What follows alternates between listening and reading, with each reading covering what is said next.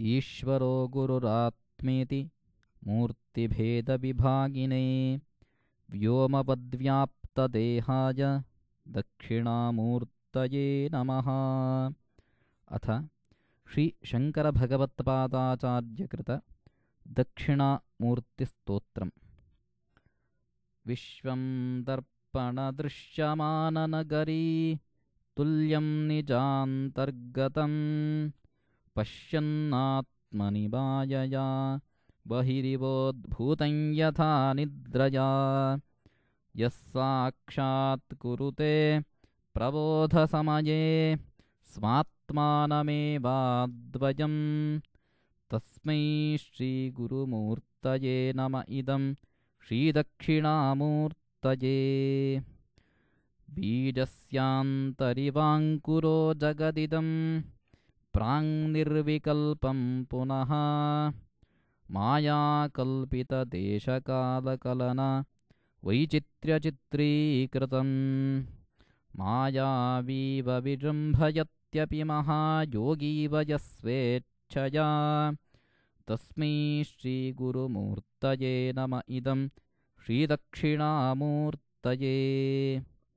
यस्यैव स्फुरणं सदात्मकमसत्कल्पार्थकं भासते साक्षात् तत्त्वमसीति वेदवचसा यो बोधयत्याश्रितान् यत्साक्षात्करणाद् भवेन्न पुनरावृत्तिर्भवाम्भोर्निधौ तस्मै श्रीगुरुमूर्तये नम इदं श्रीदक्षिणामूर्तये।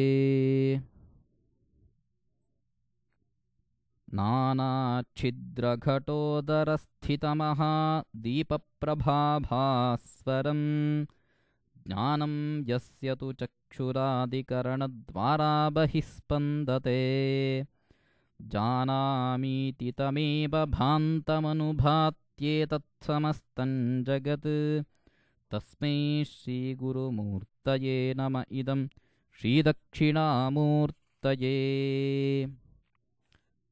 देहं प्राणमपीन्द्रियाण्यपि चलां बुद्धिं च शून्यं विदुः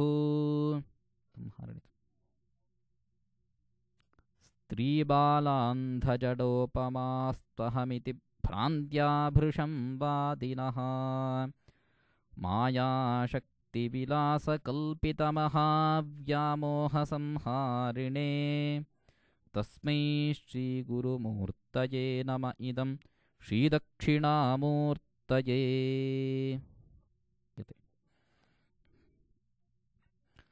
राहुग्रस्तदिवाकरेन्दुसदृशो मायासमाच्छादनात् सन्मात्रः करणोपसंहरणतो यो भूत्सुषुप्तः पुमान् प्रागस्वाप्समिति प्रबोधसमये यः प्रत्यभिज्ञायते तस्मै श्रीगुरुमूर्तये नम इदं श्रीदक्षिणामूर्तये।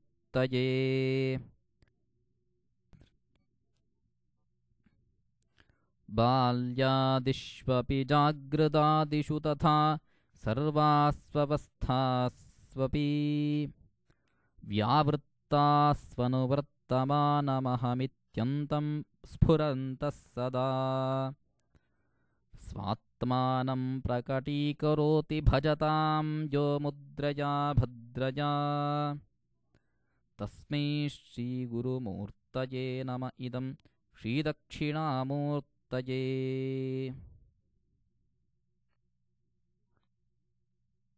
विश्वं पश्यति कार्यकारणतया स्वस्वामिसम्बन्धतः शिष्याचार्यतया तथैव पितृपुत्राद्यात्मना भेदतः स्वप्ने जागृति वाय एष पुरुषो मायापरिभ्रामितः तस्मै श्रीगुरुमूर्तये नम इदं श्रीदक्षिणामूर्तये। परमहानार्थो भूरम्भास्यनलो निलोऽम्बरमहानार्थो हिमांशुः पुमान् इत्याभाति चराचरात्मकमिदं यस्यैव मूर्त्यष्टकम् नान्यत्किञ्चन विद्यते विमृशतां यस्मात् परस्माद्विभोः तस्मै श्रीगुरुमूर्तये नम इदं श्रीदक्षिणामूर्तये।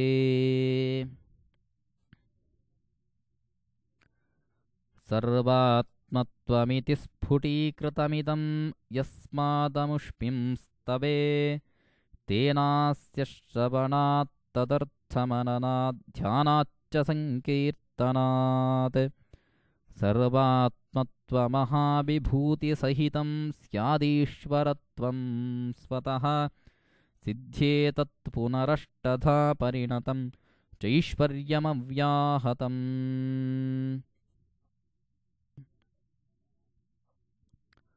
वटविटपि समीपे भूमिभागे निषण्णं सकलमुनिजनानां ज्ञानदातारमारात् त्रिभुवनगुरुमीशं दक्षिणामूर्तिदेवं जननमरणदुःखच्छेददक्षं नमामि।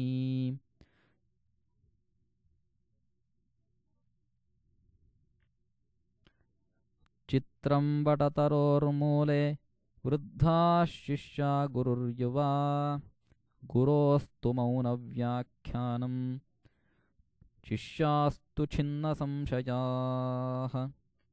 ॐ नमः प्रणवार्थाय शुद्धज्ञानैकमूर्तये निर्मलाय प्रशान्ताय दक्षिणामूर्तये नमः।